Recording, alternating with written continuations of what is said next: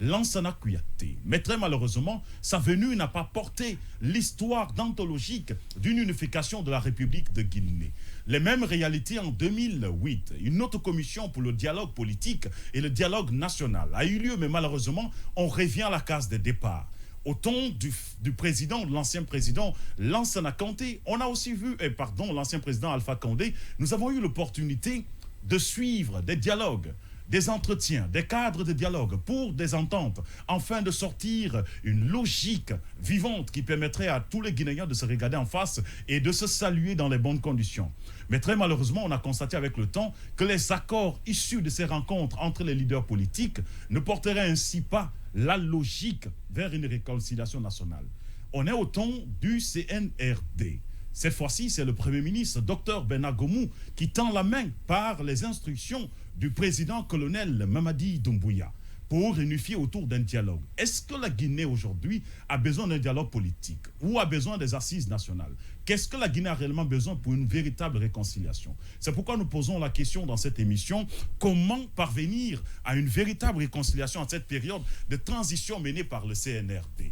Pour répondre à ces différentes préoccupations, nous aurons l'opportunité et nous vous envoyons sur ce plateau des spécialistes, des expérimentés. Ils ont vécu l'histoire, ils ont vécu le temps, ils ont vécu les réalités. Mais ce sont aussi des scientifiques qui sont là sur ce plateau pour parler de cette question de réconciliation nationale.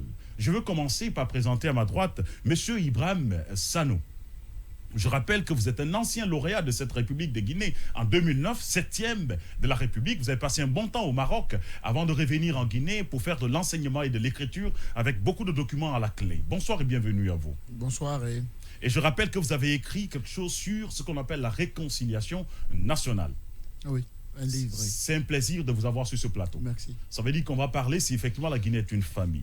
Juste à vos côtés, on a un autre de nos aînés. C'est monsieur, pour sa toute première fois, monsieur Sekou Oumar Kamara. Son surnom sur Facebook, c'est S.O. Kamara. Pour ceux qui le connaissent pour la dentologie de la vérité qu'il relève de ses écrits, la parodie de l'existence même du contenu de ses écrits. Vous aurez l'opportunité de le découvrir sur ce plateau. Je rappelle que vous êtes juriste consultant, à la clé plusieurs diplômes, notamment en République de Guinée, à Kofi Annan, des masters et bien sûr de Doug aussi que vous avez eu l'opportunité de faire ici à Kofi Annan. Mais après, Dieu vous a permis de vous retrouver de l'autre côté où vous avez passé encore d'autres études, notamment à Which University, l'université de Montpellier, une maîtrise de 2009 à 2010 à l'université Paris-Panthéon et un doctorat suspendu de 2011 à 2016 à l'université Paris-Créteil. Vous êtes actuellement dirigeant d'une société consultant en droit et fiscalité. Bonsoir et bienvenue à vous sur ce plateau. Bonsoir, M. Condé. Merci beaucoup pour l'invitation. Merci bien. Et juste en face de vous, on a deux autres consultants habituels de cette émission. On a bien sûr là, sur ma gauche, Dr Abdoulaye Sylla. Je rappelle que vous êtes le spécialiste des questions de justice transitionnelle en République de Guinée ou même en Afrique. Il faut le dire que vous avez passé une thèse sur cette question et que vous l'avez vraiment développée. Les questions liées à la transition sont vraiment l'apanage de vos études. Vous avez écrit beaucoup d'articles qu'on ne va pas certainement rappeler et nous, on vous appelle dans cette émission La Force Tranquille. Bonsoir et bienvenue à vous, docteur. Bonsoir, M. Condé. D'accord. Et juste à côté de vous, on a celui qui...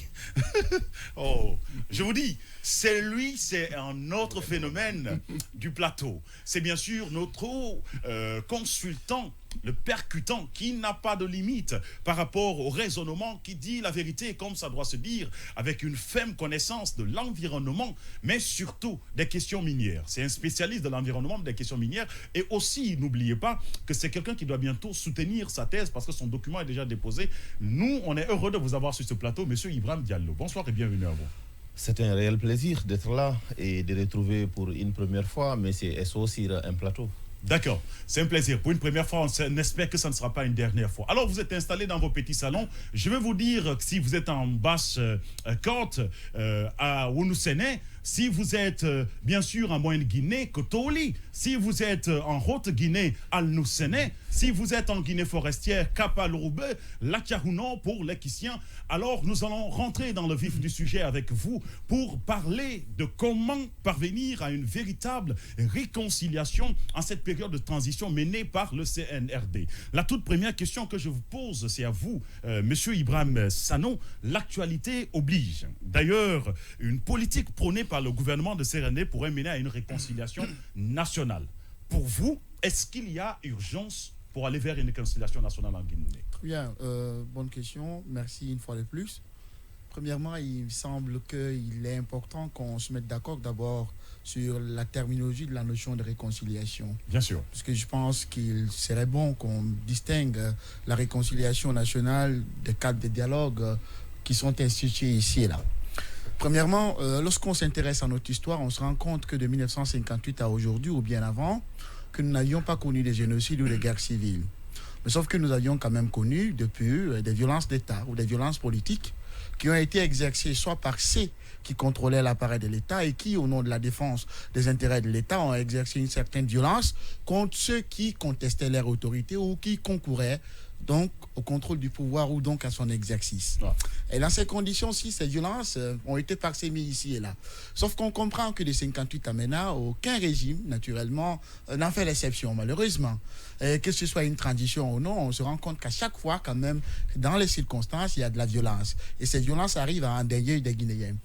Et donc, lors de 58 à maintenant, des Guinéens, génération en génération, ou sinon même que c'est devenu une question d'héritage, demandent donc la justice à l'État, que justice leur soit rendue, justice à l'État. Et donc, cette justice n'étant pas rendue, ou n'ayant pas été rendue dans les conditions souhaitées par les populations, fait qu'il y ait la confiance entre l'État et les citoyens, ne s'est pas rompue, mais elle s'est effilochée. D'autant plus que l'État, on attend de lui qu'il puisse rendre la justice, naturellement. Et d'autant plus que cette justice, la rendre est dans sa souveraineté. Ouais. Donc là, réconcilier voudrait dire rétablissement ou amélioration d'une confiance verticale, celle liant l'État à ses citoyens. L'améliorer parce qu'elle s'est effilochée quelque temps. La seconde chose, pour faire simple, c'est qu'on se rend compte que de 58 à maintenant, malheureusement, on n'enseigne pas dans nos écoles, tous ceux qui sont là le savent, dans nos écoles, l'histoire de la Guinée indépendante. La résistance à la pénétration coloniale, la Première République a réussi à faire des zéros consensuels par région. La question a été réglée. Chaque fois, on dit Dina Salifou, Zegbela Togba, Alpha Yaya, Samori, etc. Chaque région, donc, on se rend compte qu'il y a eu des contributions, donc des zéros pour résister à la pénétration coloniale. Mais sauf que de l'indépendance, au moment même, en 58, jusqu'à maintenant, les figures qui sont là sont à peu près les figures issues du PDG-RDA. Ce qui veut dire que certaines entités qui étaient soit dans le bloc africain de Guinée ou dans le mouvement socialiste africain ou des anonymes qui ont contribué, on leur n'a pas reconnu leur contribution à la Guinée indépendante. La raison, peut-être parce qu'au début, ils ont travaillé avec le PDG-RDA ou sinon avec les autorités en place, mais au fil du temps, les problèmes qu'ils ont eus leur ont valu, comme j'aime le dire, une damnatio memoriae. Et cette damnatio memoriae qui fait qu'on leur a nié leur contribution. Réconcilier voudrait donc dire, premièrement, permettre qu'on puisse avoir un reçu national, puisque les mémoires que nous avons sont des mémoires conflictuelles.